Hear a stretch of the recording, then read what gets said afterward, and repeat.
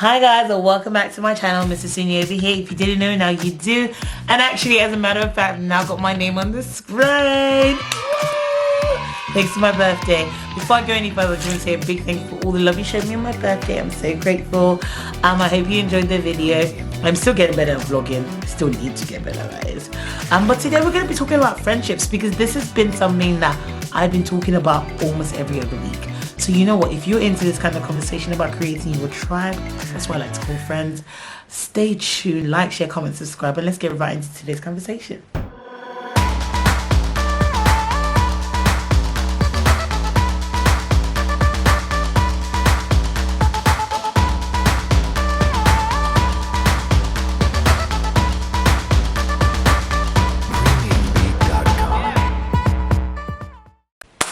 Okay, so we're getting into the conversation about friendships.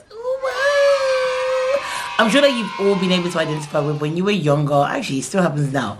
And you have those people that are like, oh, you're kind of weird. I'm like, no, actually, I'm not. You're weird. The reality of it is the fact that if you are hanging about with somebody that kind of sees you as a bit off, generally it's because they just don't get you. And that's not a problem, because it probably would be the same thing for you with them. All it means is the fact that you haven't found the right people to be around.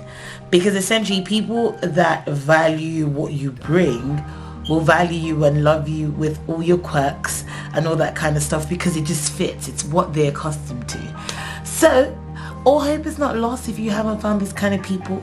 But I think that we have to do certain works in ourselves before we can then obviously gravitate to the people that we really need in our inner circles. But before I go there, I think there's something that we genuinely do that is a bit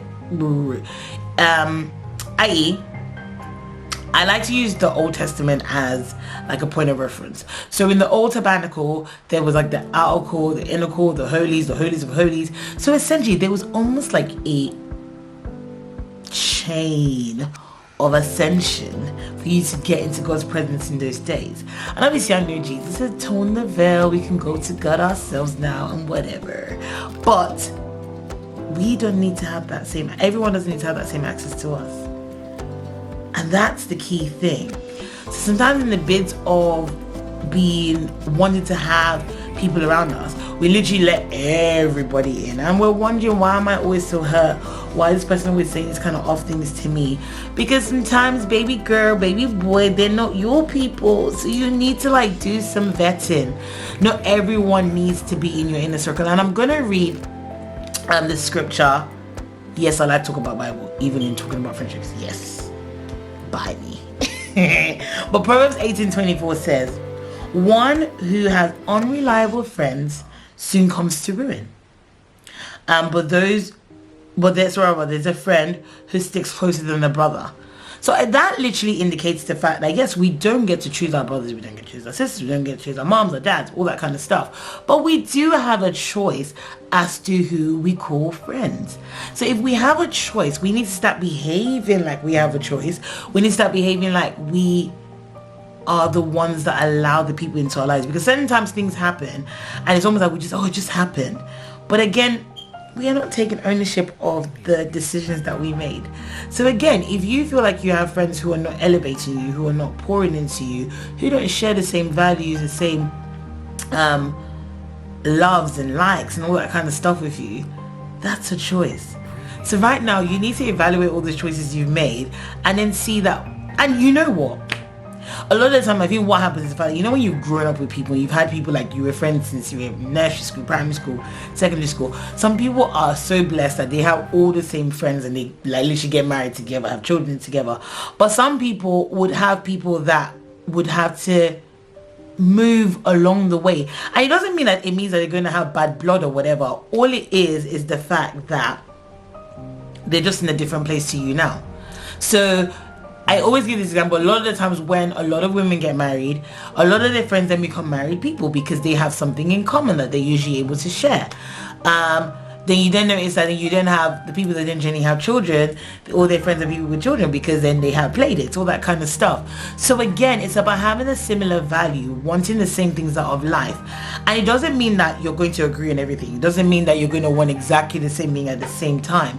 But it means that you're with people who respect the journey that you're on, and you're also able to respect the journey that they're on.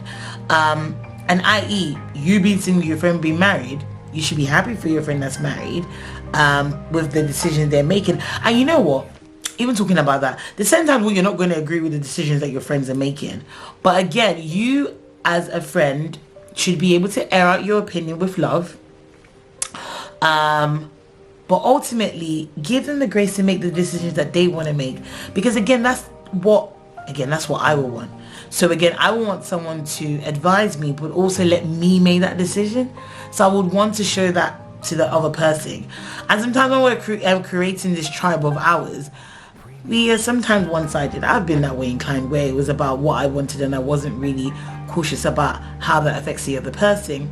It has to be a beautiful tango of giving and taking. And I think before we can actually do that, we have to have a level of self-discovery of who we are, what we like, what we want, loving ourselves, because then we're able to actively do that for other people. And the reality of it is the fact that if the people I'm with are not elevating me, they're not adding to my joy, they're not adding to my peace, they're not adding to my growth, I should really be questioning. Because a lot of the times, these are the people you're going to spend a significant amount of your life with. And if these people are not adding to you, and it's not necessarily adding to you financially alone, like spiritually, emotionally, psychologically, intellectually, if they're not adding anything to you, you should really question that. Because if they are the bulk of who you're talking to, who you're spending your time with, what are you really doing? Just a question. Asking for a friend, isn't it?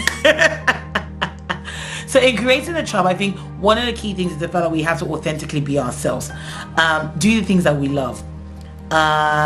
So if you like cycling, if you like reading, join a reading club, join a cycling club, because then you meet like-minded people that like the same things that you like, and then it means that you have similar values, and you're able to like head in your various lives to where you want to be, and be able to support each other in that hustle, essentially. Because life is full of ups and downs and all that kind of stuff, and we genuinely do need people. Yes, we like to talk about being independent and all that kind of stuff, and I stand for being independent, but we all need a tribe. We are stronger together. But again, the strength of that tribe, the strength of that friendship will be determined on the values and the cause of the individuals in it, so that you're not working against each other, because the house cannot be divided in itself, but you are actually working together to build, to progress, to move forward, to achieve all the awesome goals that you have. And yeah, that's my little 2 cents on that. You can have the tribe that you want, but you have to actively want to have that tribe by being mindful of who you allow around you. And again, if you haven't found them yet, keep looking, boo, because you will eventually find them. So let me know what you think about having a tribe.